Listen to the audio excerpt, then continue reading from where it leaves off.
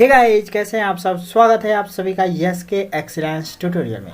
तो आज के इस ट्यूटोरियल में हम लोग मोस्ट इम्पॉर्टेंट हिंदी के नोट्स देखेंगे जो यूपी बोर्ड एग्ज़ाम में जो है क्लास 10th और 12th के लिए मोस्ट इम्पॉर्टेंट है। और ये जो है यहाँ से क्वेश्चन ज़रूर आते हैं, 100% आते हैं। आप लोग देख भी सकते हैं, 2-3 साल के जो है पेपर उठा के आप लोग देख सकते हैं। ये सभी क्वेश्चन जो है आए हुए हैं और यही क्वेश्चन बार बार रिपीट भी होते हैं। तो चलिए हम लोग स्टार्ट करते हैं और इसके आंसर जानते हैं, ठीक है। तो यहाँ पे देखिए पहला क्वेश्चन है, शुक्ल युग की काल अवधि है। देखिए शुक्ल युग और शुक्लोत्तर युग, ये जो है अपने शुक्ल युग और शुक्लोत्तर युग, ये जो है अपने जो है क्या है सिलेबस में है। और इसी की जो है समय सीमा पूछी जाएगी, या तो शुक्ल युग की पूछी जाएगी या शुक्लोत्तर युग की पूछी जाएगी, ठीक है। तो शुक्ल युग का समय सीमा जो है 1919 से 1938 ईस्वी तक है। यहाँ पे आप लोग देख सकते हैं 1919 से 1938 ईस्वी तक है। और जो है शुक्लोत्तर युग का 1938 से 1980 ईस्वी तक है, ठीक है। तो शुक्ल युग और शुक्लोत्तर युग का समय सीमा आप लोग याद रखिएगा। शुक्ल युग का 1919 से 1938 तक और शुक्लोत्तर युग का 1938 से 1980 ईस्वी तक जो है इनका समय सीमा है, ठीक है।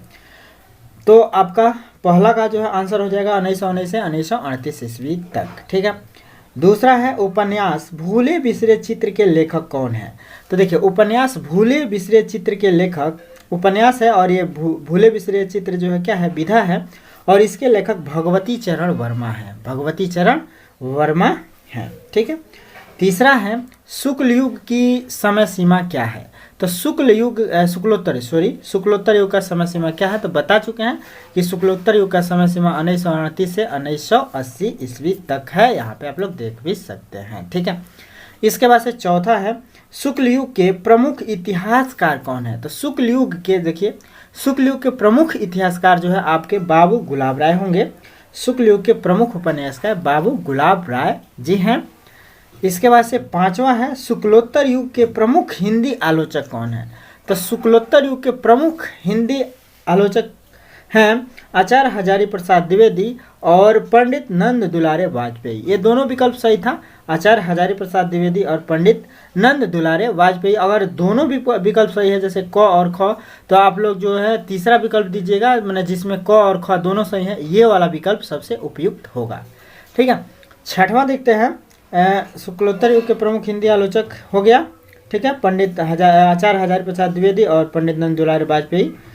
इसके बाद से छठवां है कलम का सिपाही के लेखक कौन है। तो कलम का सिपाही अमृत राय हैं, कलम के सिपाही के लेखक अमृत राय हैं, कलम का सिपाही, ठीक है। इसके बाद से देखिए ध्रुव स्वामिनी नाटक के लेखक कौन है। तो ध्रुव स्वामिनी के नाटक के लेखक जयशंकर प्रसाद हैं। इन्होंने बहुत सारे जो है ध्रुव स्वामिनी मतलब बहुत सारे इनके जो है रचना है। इसके बाद से अर्धनारीश्वर के लेखक कौन है। तो अर्धनारीश्वर के लेखक जो है आपके विष्णु प्रभाकर हो जाएंगे, 8 नंबर पे विष्णु प्रभाकर, ठीक है। उसके बाद से लहरों के राजहंस के लेखक कौन है। तो लहरों के राजहंस मोहन राकेश हैं, लहरों के राजहंस कौन है, मोहन राकेश हैं। इसके बाद से आप लोग देख सकते हैं लहरों के राजहंस के बाद से तौलिए किस विधा की रचना है। तो तौलिए जो है कौन सी विधा है, तो एकांकी है। तौलिए कौन सी विधा है, एकांकी है। कृति कंकाल के लेखक कौन है, तो जयशंकर प्रसाद हैं, कृति कंकाल के लेखक जयशंकर प्रसाद हैं, ठीक है। इसके बाद से कृति कंकाल के बाद से गोदान किस युग का उपन्यास है। तो गोदान जो है कौन से युग का उपन्यास है, ये आप लोग को जो है तो ये शुक्ल युग का जो है, ठीक है, शुक्ल युग का उपन्यास है। गोदान शुक्ल युग का उपन्यास है। रस मीमांसा के लेखक कौन है।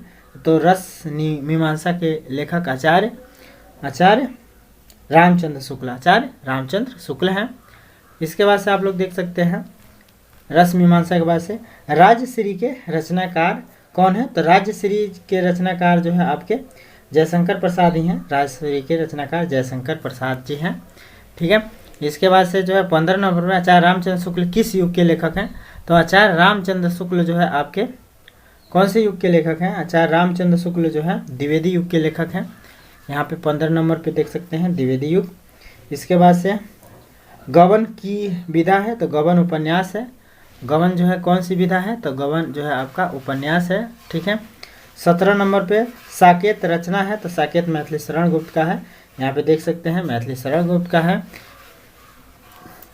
इसके बाद से 18 नंबर पे है महादेवी वर्मा कवित्री हैं, तो महादेवी वर्मा कवित्री हैं किस युग के हैं? तो ये क्षयवादी युग के कवित्री हैं, मोस्ट इंपॉर्टेंट है, क्षयवादी युग के कवित्री हैं महादेवी वर्मा। गंगा लहरी रचना है, तो गंगा लहरी किसकी रचना है? तो पद्माकर जी का है। गंगा लहरी किसकी रचना है? पद्माकर जी का है। इसके बाद से जो है गंगा लहरी के बाद से है आधुनिक काल की समय सीमा क्या है? आधुनिक काल का जो है समय सीमा क्या है? आधुनिक काल का समय सीमा 1843 ईस्वी से अब तक जो चल रहा है ये है, ठीक है।